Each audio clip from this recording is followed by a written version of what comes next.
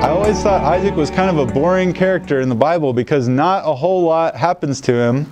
But there's a wonderful thing we need to see about Isaac. On your verse sheet, maybe we can read the last two sets of verses. First, Genesis chapter 25, verse 5. Maybe let's read that all together. And Abraham gave all that he had to Isaac. All that he had. And then let's also read chapter 26, verses 12 and 13. And Isaac sowed in that land, and reaped in the same year 100-fold. And Jehovah blessed him, and the man became rich, and continued to grow richer, until he became very rich. So in our Christian life, as God brings us to this point where we begin to know Him in a deeper and deeper way, even beyond just in a way of outward blessing, but to know Him as our very grace. Well, eventually we'll have the experience of Isaac. What Isaac did was he got rich. And I hope all of you, brothers and sisters, would just get rich. And then continue to get richer until you become very rich.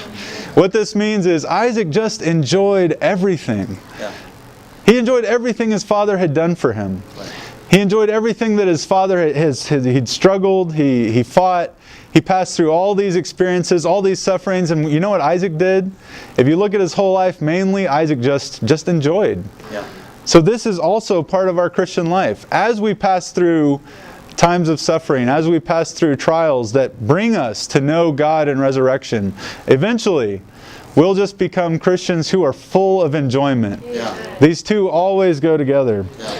And I just wanted to tell you a quick story, which is that in college I got to meet, well, just to say this, it's easy for us to be Christians who are stuck right here in the not I.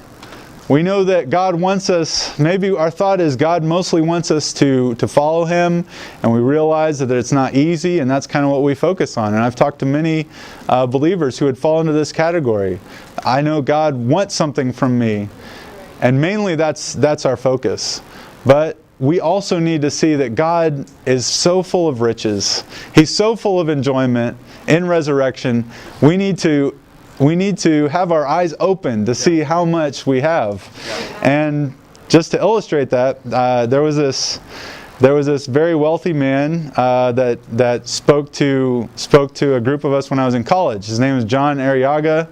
I looked him up last night. He's on the Forbes 400 list, and his net worth this year was $1.9 billion. And that's after he gave away $150 million.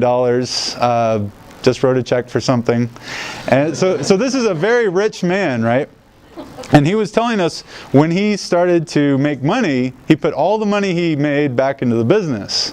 So he would always mow his own yard. His wife would shop at very cheap stores. They lived a very modest lifestyle. They drove a very old car, and that's what he wanted. Well, at a certain point, his business just took off. He had real estate, and he and his partner owned 50% of the real estate in the Silicon Valley area. So as you can imagine, they continued to grow very rich, richer and richer. And one day, one of his wife's friends showed her a magazine, which was, I think, Forbes, and it had John Arriaga listed as one of the richest people in the United States. So he was telling us this story, and he said he came home, and his wife was waiting for him, and she had this magazine, and this whole time she had no idea that he was a billionaire, because she just knew, his business is doing pretty well, and we're doing okay. And then she brought the magazine, and she said, "John, is this you?" And he said, yeah, that's me. So she said, "I'm going shopping." And okay, so the point is this: all of us need to have a certain point at which we go to God, and we say, "Is this you?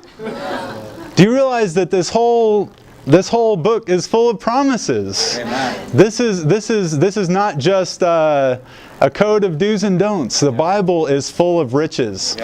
And our Christ is full of riches. Amen. Each of us needs to have a moment where we go to the Lord and say, Lord, is this you? Can you be my life? Can you be my love? Amen. Can you be everything to me? Meet my deepest needs? Eventually, this is what God wants. He wants us to have the Isaac experience.